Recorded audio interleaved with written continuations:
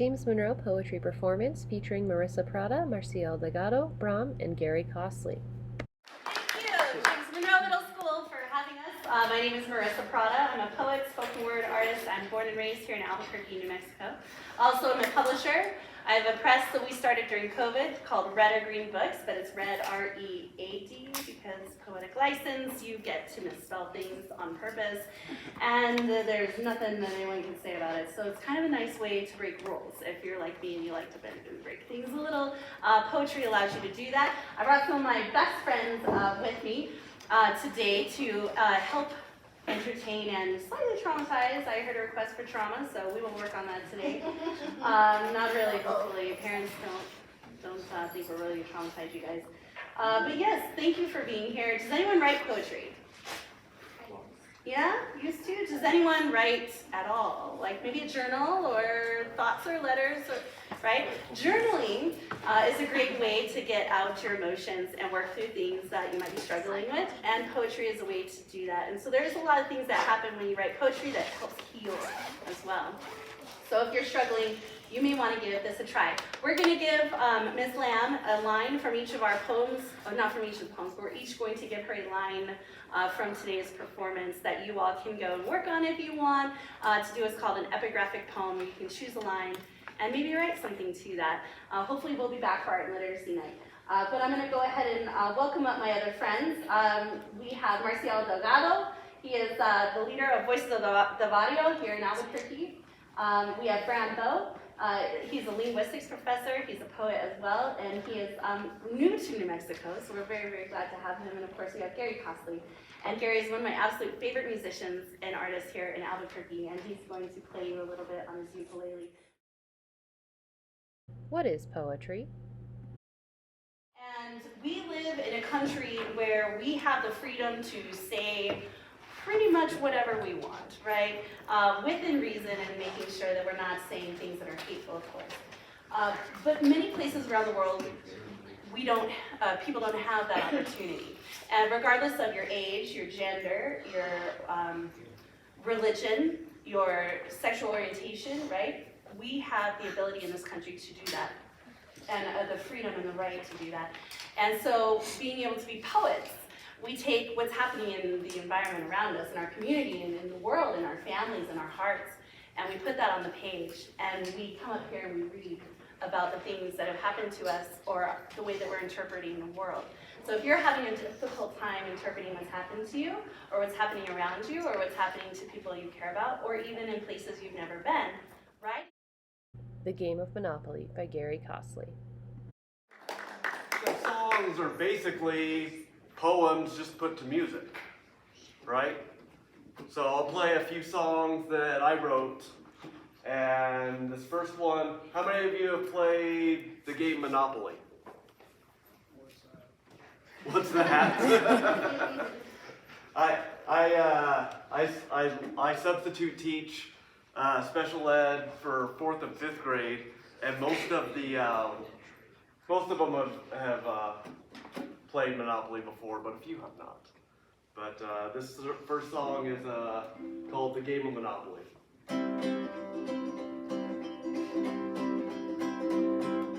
Take a ride on the Reading, hop aboard the B&O. Maybe take the short line, depends where you want to go. Stroll on down the boardwalk, go shopping at Park Place. It's guaranteed to put a big old smile upon your face. Marvin Garden sure is nice, especially in the fall. But if you have a few more dollars, you might want to see it all. Because just around the corner, everything is green. Pennsylvania Avenue in beautiful Atlantic City. Give me all your money, mortgage your property, because it's not cheap and it's not free in the game of Monopoly. If you're running low on cash, don't worry, that's okay. There are lots of things to do and great places to stay. Mediterranean Avenue, maybe St. Charles Place, perhaps Oriental or Vermont will better suit your taste.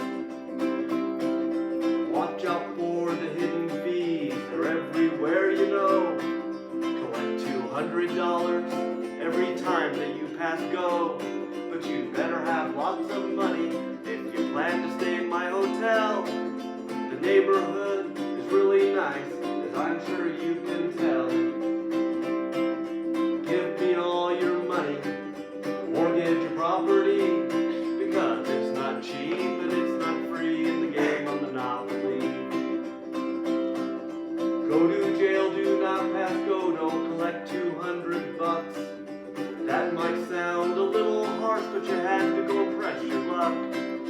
You got greedy, yes you did, you cannot deny.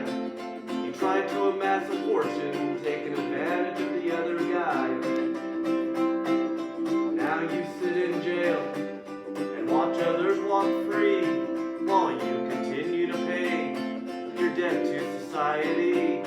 Soon enough you'll be released, free once again. But in this game you trust no one, even if they are your friend.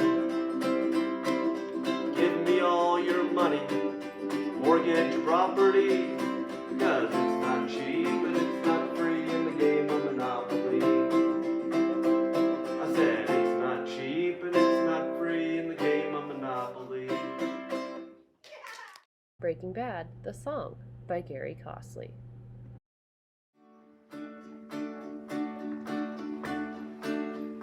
Cooking with Jesse and Walt.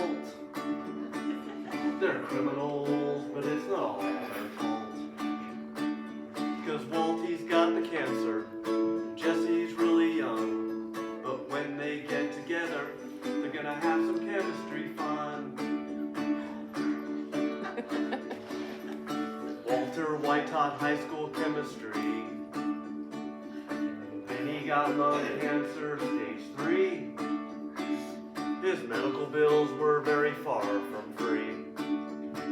So he became this guy named Heisenberg, you see. Cooking with Jesse and Walt. They're criminals, but it's not all their fault. Cause Waltie's got cancer, Jesse's really young. But when they get together, they're gonna have some chemistry fun. Jesse Pinkman, known as Captain Cook, his license plate always gets a second look. He started out as a small-time crook, but then he learned to make the blues stuff by the book.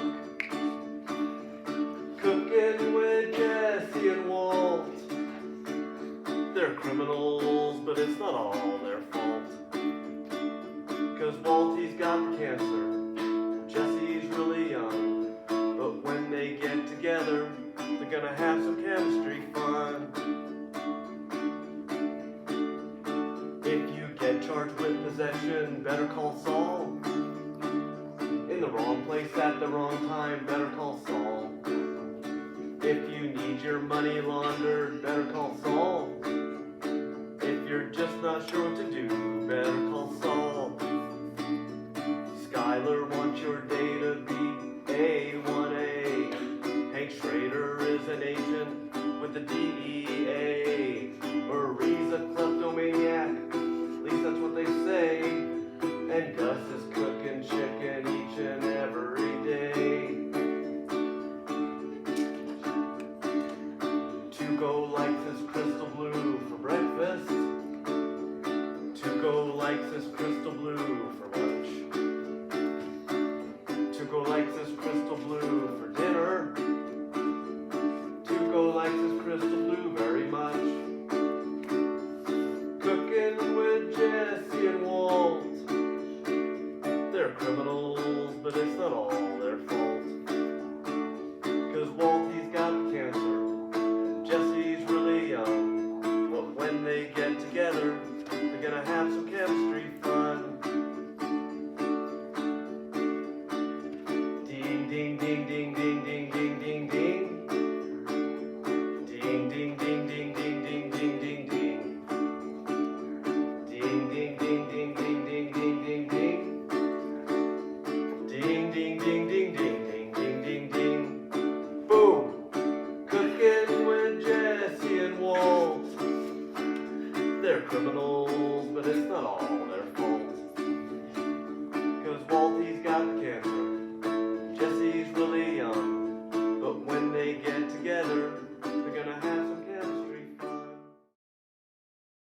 Spam Spam by Gary Costley.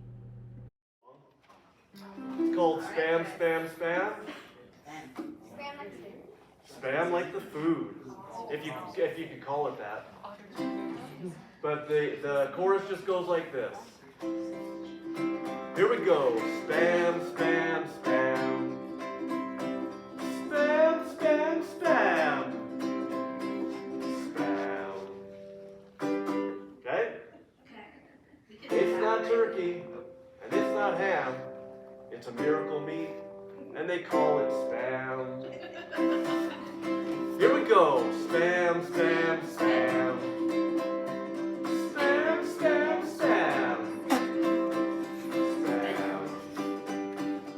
You can find it on the grocery shelf. Just go on in and help yourself. Take it home and make a meal. You'll soon discover it's a meal. If you're lost in the desert or out to sea, I'm sure that you will all agree. You won't want to be without your can of the miracle meat that they call spam. Here we go. Spam, spam, spam. Spam, spam, spam. Spam. Spam and eggs, eggs and spam, the meat byproduct that comes from a can. Spam was big in World War II. If it was good enough for them, it's good enough for you. Thanks to sodium nitrate, it doesn't really need an expiration date. It has one on the can anyway, so eat your spam each and every day. Here we go. Spam, spam, spam. Spam, spam, spam. Spam. Excuse me, sir, excuse me, ma'am. Could I interest you in a plate of spam? Doesn't come from Mary's little lamb. It's quite delicious and they call it spam. Don't put it down for goodness sake. It's also known as Hawaiian steak. Every woman, every man, every child should eat some spam. Last time, spam, spam, spam. Spam, spam, spam. Spam. 6 Years Old by Marcial Delgado. Okay, my name is Marcial Delgado. Like you said, I'm a two-time city champion slam poetry. One-time New Mexico champion, and I'm ranked 16 nationally. But sometimes I use poetry for healing. Like this next poem is really sad, so if I make you cry, I'm sorry. But it helped me get through a lot of stuff I was going through. It's called 6 Years Old. Times have changed, and times are strange.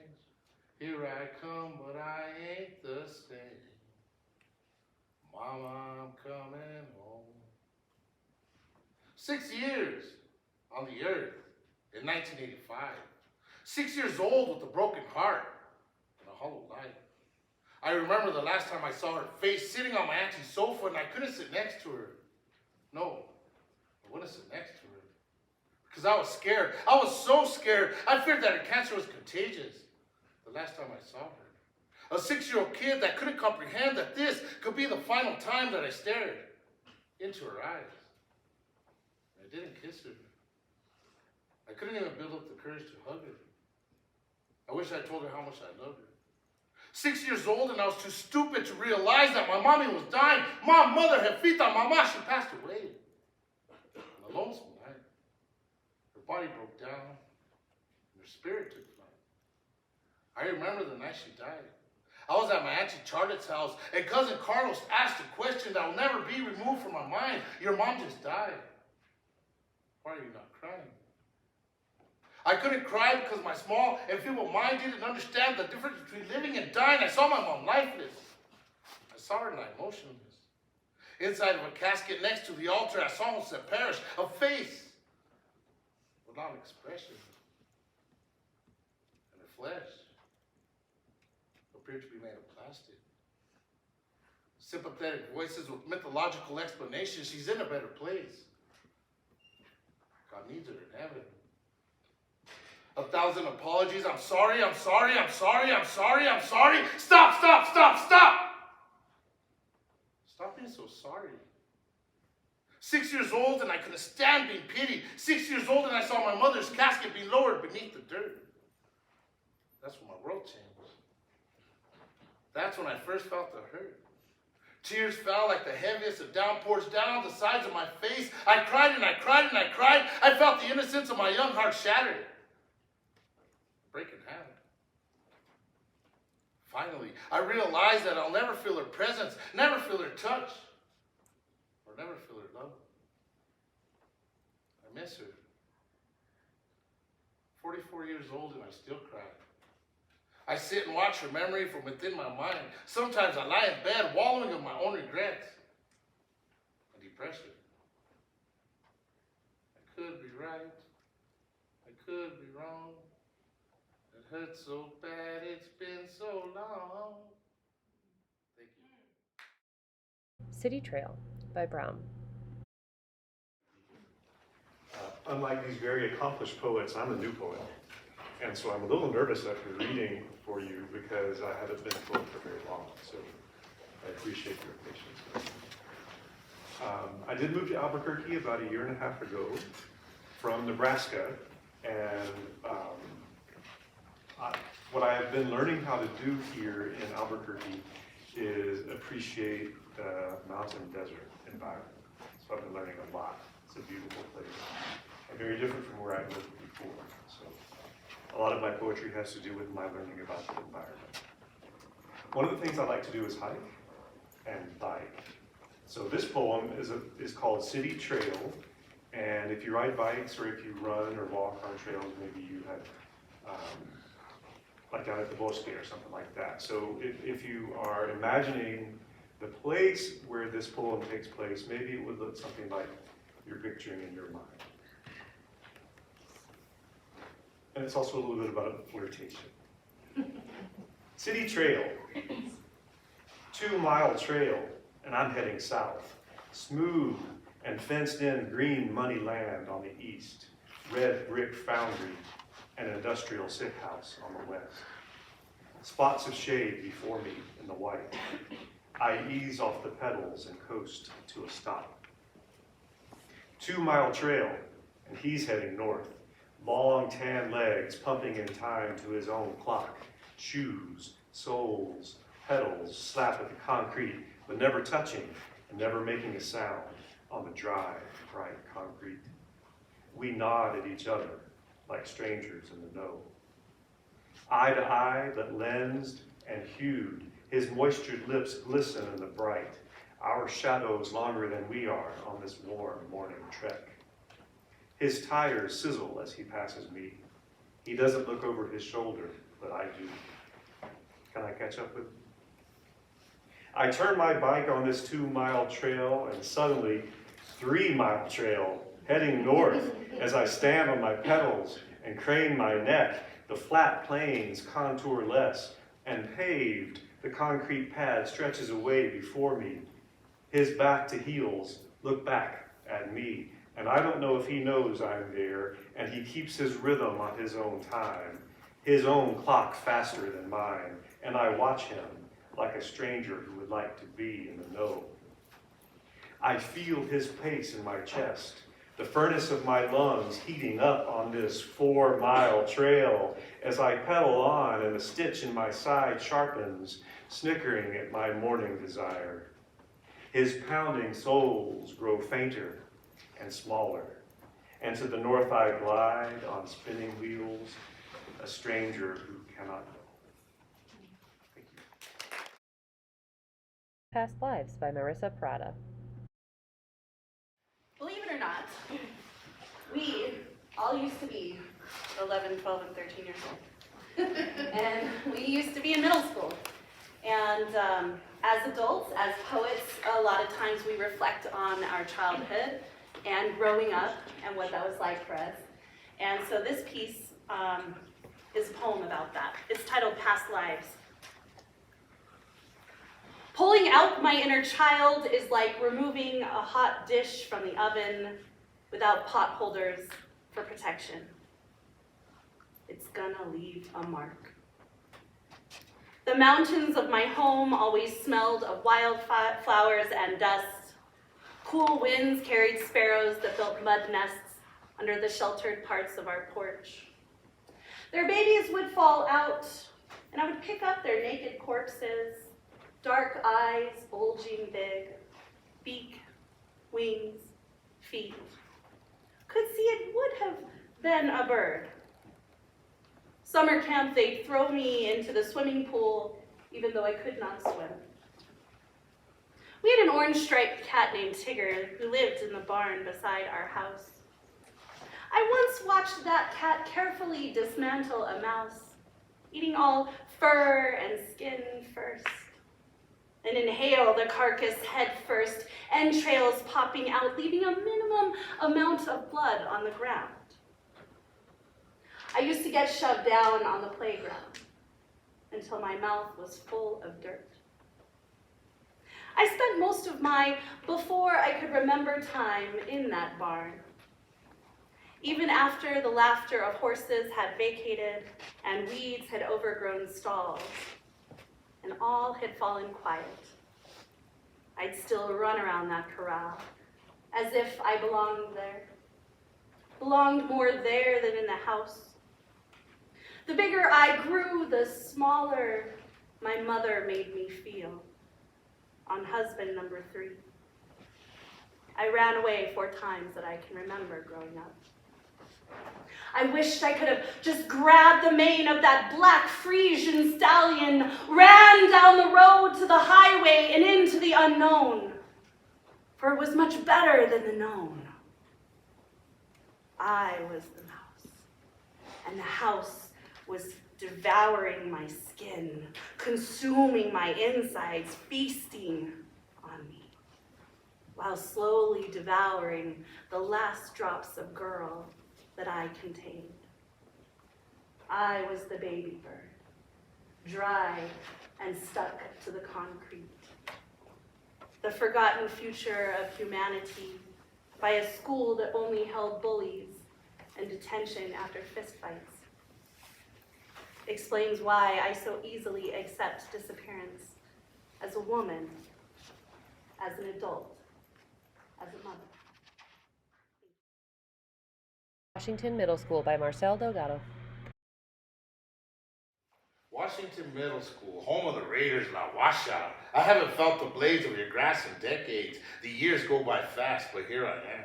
And you were there to witness the bully who pulled down my pants and physical head. You were not there when I feasted on embarrassment and dread. The body shaming from what seemed to be the entire class, only because of the extra fat and a premature mustache. The emotional lashings taken on your whipping post of anguish are felt to this very day. Oh, La Washa, you are an important time of my past. The school bus, the girls, the growing up, the sadness, the pain. Some days I didn't think I would last.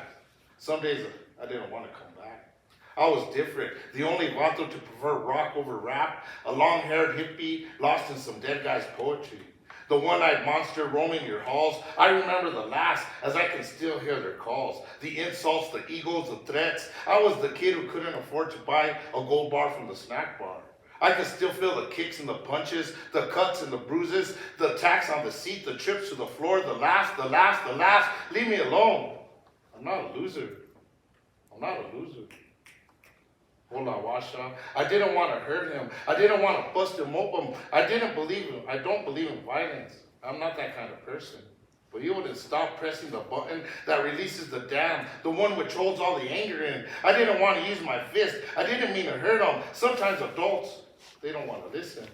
Until retaliation turns to suspension, until too many tears have fallen, until lips are fat and eyes are black and swollen, until razor blades bleed the flesh, until suicide becomes divine.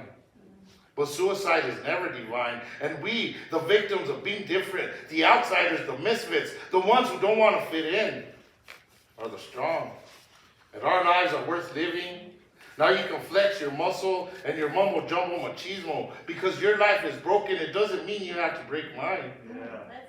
You can stand on our path to call us stupid and call us ugly, but bully, you are mistaken.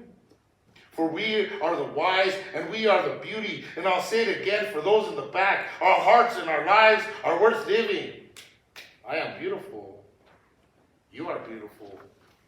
We are beautiful, and enough is enough. And today we raise our fists in unity to together we can end bullying. Thank you. Side Canyon by Brom. So this poem I wrote about a painting, and the painting is called Side Canyon. And if you can imagine in your mind a very short, dark, narrow canyon, and then leading out into a much larger space with sunshine in it in the distance. So that's what this poem is about. It's called Convergent. My poem is called Convergent. It's a trick of the light, and he walks toward it. But light does not trick us. We humans just don't see the truth, or can't, or won't.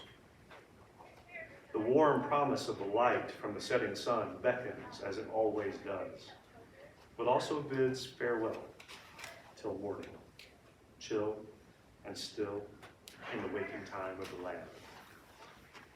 Main canyon, side canyon, a little love affair. This is a road less traveled, but there is no divergence here. There is just one road in, and it's the only road back. The walls of the canyon lean back and lean in, and cold to the touch, they feel the radiant heat from the sand, but not much of the sun's love itself. This is not a road that forks. This is not a false dichotomy, a flimsy construct of binary thinking. This is a convergence, a joining of many paths from far-off places, and they collect here in the embrace of the cliffs. Conversations with Grief by Marissa Prada. You may hear snapping, and you're welcome to snap. It is denoting to the performer that you are enjoying what it is that they're saying, or if they're hitting a part that's really hard. Maybe it's emotional, or you just really are moved by it. Feel free to do that when you hear slam poets. This is a poem from my book, Conversations with Grief. Who has ever experienced grief before? Have you ever lost a friendship, or a pet, or a family member, or a place where you live? Right? Grief is one of the universal human connections like love.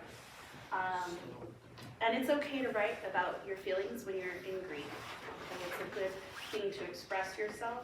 And this is the book that I wrote about my friend Crystal when she died a couple years ago. She was very young. And so this is my way of honoring her. This is titled Evolution. When the voices of fate whisper in your ear, all your dreams and hard work are gone now, my dear.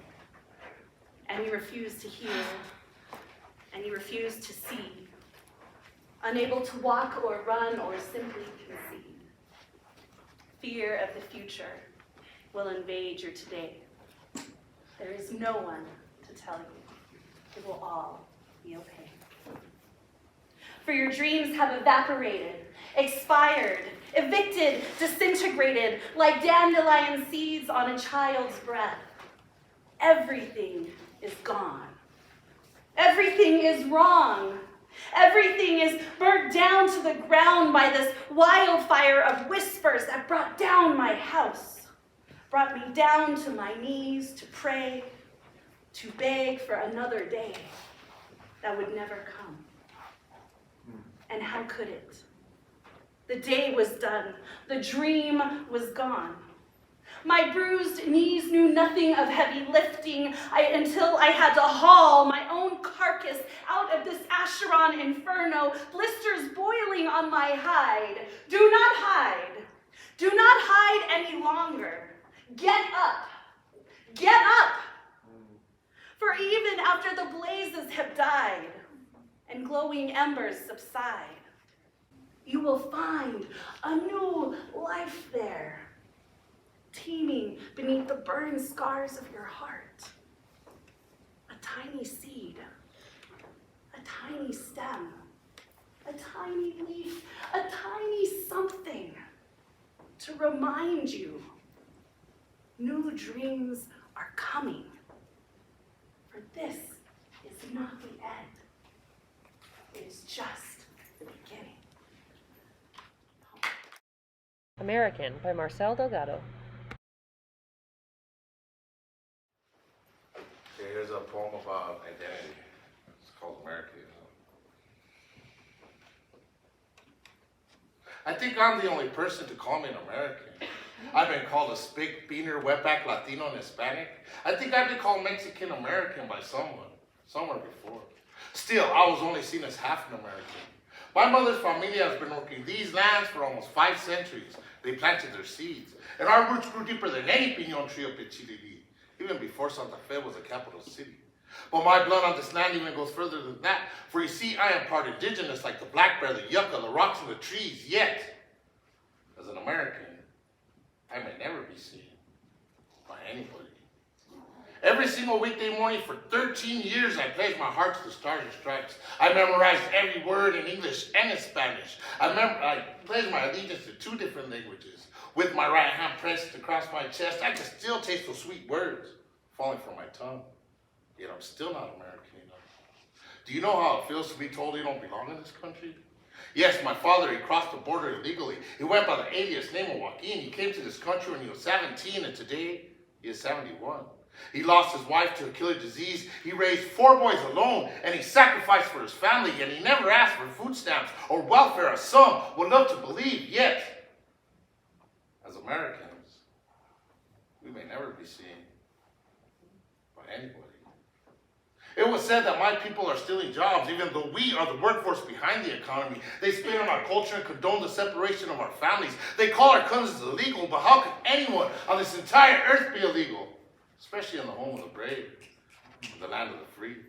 Some think of us with hate and spite while hiding behind bumper stickers supporting humanity. Freedom was not given to my people as the rest of the world was led to believe. Oh no, our freedom was while fighting out on the streets. Protests, boycotts, walkouts, and the organization of our communities. Tear gas, beatings, and police shooting, all for human rights. The civil liberties. Why must anyone have to fight for a right to be a human being? We love and we support all those who serve the American military, yet, as Americans, we may never be seen by anybody. Native American, Afro-American, Asian American, or Mexican American. I believe it's simple if we're all just known as American. Is it because fry bread is more American to me than apple pie? Is it because every time I listen to Volver, Volver by Vicente Fernandez, I begin to cry? Is it because my heart bleeds red, white, and blue, but my mind thinks red, white, and green? Perhaps simply it's because I'm in love with my heritage, and I'm proud of my father's nationality. For all those who question my patriotism and doubt my being, buzz off, because I'm everything America means. What's Burning by Bram. This poem is in 4 different parts, and the reason I wrote it that way is that I go to an open writing community once a month, and we're given a prompt by the guy who organizes it for us. And when we got there, he said, tonight's prompt is, what's burning? Now, as a poet, you think, oh, well, this is a challenge, this is an opportunity, and I got stuck with it for a minute, and I couldn't figure out what to do, and so in my mind, I decided instead of trying to answer the what's burning question, I would reach back into my memories and figure out my experience with different types of burn. And so that's what this poem is about. A burning in 4 movements. 1, sunburn. The freckles on my nose, my cheeks, my shoulders, the warmth of the sun and the bright hot white of the July afternoon, playing softball in the backyard. 2, sandburn. Walking fast, barefoot, and then trotting, and then dashing across the sugar white beach, trying to get from the sanded parking lot to the water's edge, the heat cascading from foot sole up my calves and into my belly. 3, windburn. My first time on snow skis. A 52-year-old man standing among teenagers and 20-somethings for my first ski lesson. Doing the bunny slope for a while, then risking a chairlift, and faster, contour down the mountains. Chapped lips, scoured face in a winter wind, a wind I might not be meant for. 4. Controlled burn. Men and women burning the mountain forests to keep them healthy. My heart controlling the growing flames of my affection for you. I am careful not to let the flames get out of hand. To My 12-Year-Old Self by Marissa Prada. My oldest daughter is 13, she just turned 13. My youngest is about to turn 9. And this poem I wrote a couple years ago, it is titled To My 12-Year-Old Self. So those of you who might be 12, and you're 12 or maybe just left 12, this was around the time I was your age. And this time in your life matters, and it does forever impact your life. And you do think about this time as an adult, okay? Lukewarm coffee sloshes around my mouth, down into my body, the same body that harbors my 12-year-old self, stiff and stuck in the stuffiness of this darkened adult life. I miss you, little girl, young lady. I could use your shiny light. I know you wait and wait and wait for someone to tell you it will be all right, that things get better, that you long to know the end already. I know you just threw down punches for the first time in the hall during the bell. I also know you had no choice. I wish I could tell you the bullying would stop, that this would be the last time you would have to stand up to hate. Sweet self, you cannot ever give in. The bullies will vanish when you move to high school, and you will need to learn to speak beautiful back into your soul. For you are worth it. You matter. I know home is about to implode, will forever change the way you allow people to find you, love you. I wish I could say there's a happy ending, but self, we are still on the windowsill watching, waiting, wondering if love even exists for us at all. Because love is not the touching you will live by. Bargain away bits of your body since you know no other way. Love is not the crying you will live by, throwing away so much of your time, since you know no other way. I wish I could say at this age and space in life that I have the answer, that I found the solution for forever, but you know me, and we are honest, so honestly, I don't know how this ends. But when you sit on the cold tile pantry floor, you will survive. You will not die that day, or many more to come. There is so much work to do still. You will grow to love the grind of working on yourself, of loving others, of always working to help despite being left behind all the time. Never quit pulling your quiet voice up from your throat. Oh yes, one day, sweet child, your voice will banish the beatings and the haters. Your voice will soothe and quiet your sweet children. Your voice will be for justice and peace and love. Always reach for your dreams, the things you have yet to know in this precious life. So hold on tight, hero. Don't give in to the darkness. Stop thinking of ways to escape, because I need you here in the coming years. Yes, I need you. Your children need you. Your friends need you. For all the places we will go, students we will meet, things still left to do, left to learn. But most of all, remember, you matter, and I love you. Pegasus to Chupacabra by Marcial Delgado. this one's called Pegasus to Chupacabra. Astronomers estimate there are about 100,000 million stars in the Milky Way. I am 100% convinced that Mexicans built our galaxy one single star at a time like a cinder block fence, using ancestral wisdom and pyramids as blueprints. We put the way in the Milky Way. Yeah. What, you don't believe me? Just take a look at these underappreciated hands, cracked and calloused, carved and underpaid, popping knees destroyed by years of climbing ladders to place asteroids into their clusters and align the planets with the sun. We are the builders of the deserts and the sea, the moon and the outer worlds. We are the housekeepers and the servers, the masons and the landscapers, the pickers in our family prayers.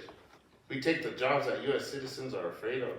Because when the job is done, they throw us into black holes in the far reaches of space and time, beaten and torn, cuffed and alone, ripped off and never paid. Once we were owners of the worlds we have created. Now we have become tenants in a land where we are not wanted. In a land where every day one of us is deprived of our language, but we are still here, and patriotic syndrome is much too weak to make our gente disappear. We are 200 billion suns shining bright underneath Aslan's mystical sky. We have written comments from Romulus to Galveston, from Thebes to Terra Sol, with centuries of oppressive black matter on our backs.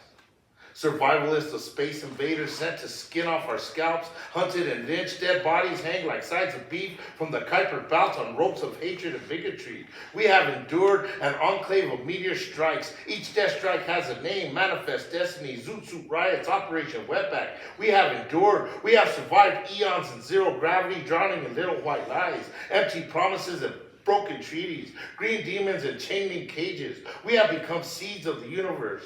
Our stories become infinite the day we become one. We continue to expand through the cosmos. We are strong, stronger than the Big Bang that mothered Father Time. And one day, I hope to see the hour when we lay down the spike for one another and realize we are but one starlight in the heart of one body. As one people, we change the names of the constellations built from hope and prayers, from the spirits of our elders and children. We will change those names from Orion to Pancho Villa, Aries to Emiliano Zapata, Corina to Selena, Pegasus to Chupacabra. We come from 13 heavens remembered by the Mexica, buried into 9 underworlds and 7 cities of gold stolen by colonizers bearing European armor. We are now forests of heritage and sculpture, and they will never understand. We cannot be buried into grounds of a world we envisioned with our blood. Thank you. Moon Morn by Brahm. This poem is called Moon Morn. The moon is leaving us. Not straight away with a one-way ticket on a bullet train out of the solar system. The departure is slow and irresistible. We shall be forlorn. We shall be moon morn. The friendship between the Earth and the moon started in fiery cataclysm. An alien planet collided with Earth billions of years ago. Flaming, molten detritus was strewn about the Earth before it even had a name. And over time, that orbiting field of destruction gathered itself up and rolled itself into a ball and cooled off, its hot, searing pain from the crash finally ebbing like a low tide. A relationship lasting billions of years is bound to change. Meteorologists often tell us about the kind of moon we're going to have. A blue moon, a harvest moon, a blood moon, a supermoon. But in English, we are dullards. We don't usually call the moon by a proper name. The moon was called Selene by the ancient Greeks and Luna by the Romans. She has been a constant companion for humans, a source of comfort and a font of inspiration for millennia. The mightiest object in the night sky is so powerful that she helps move oceans and causes the earth itself to change shape. But be forewarned, Luna is going away. Her orbit expands every year by about 1.5 inches, and century after century we see her as smaller and less bright. What will we lose when Luna finally goes? When the moon does pack up to say bye-bye, what goes in the bag? For starters, we may still have vampires, but no more werewolves. And this time, Batman will really have to retire because everybody knows that Batman fights crime best when the full moon hangs high over Gotham City. Linguistically, there will be gaps. No more lunatics. No more Mondays. We'll even have to come up with a new word for month. Shall the word for sun substitute? Will the experts divide the year into 12 suns after the moon is gone? There won't be any more tides. Oh, sure, the ocean will still slosh around because of that old bully, the sun, and the rotation of the earth and other sciencey things, but it won't be poetic. The oceans won't follow Luna around the earth anymore, lovelorn and yearning. All of the shells of dead bivalves washed up on the shore might grind down after a while, but they won't feel the weight of the waves crashing one after another, the water pounding the shore. No more barefoot walks on the sand, just broken shells, sea creatures.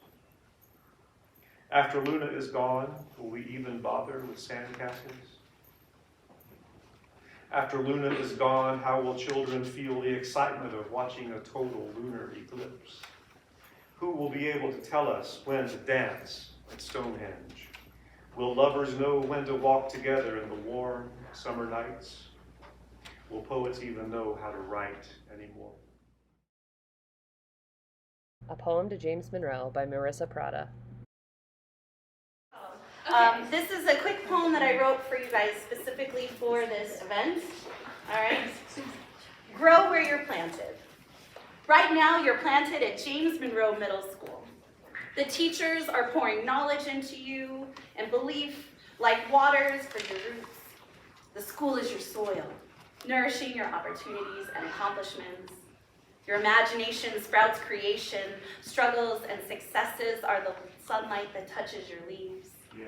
Keep reaching for those warm rays of sun that allow you to escape into your dreams, into the beautiful person you're becoming. Tend to your garden. Pull the weeds. Reject those who would wreck your hard work. Ride above the darkness of winter. It teaches patience. Remember, you can become anything you want in this precious life. Live on purpose. Live with passion. Live even when others try to pull you down. Live even when you think you can't. Keep growing where you're planted. Keep blooming to come back every year. Make the garden of your community better than before, better for the next. Become part of this place. The legacy of learning. The legacy of dreams, and where they begin to come true. Thank you to these amazing poets for spending time with us here at James Monroe.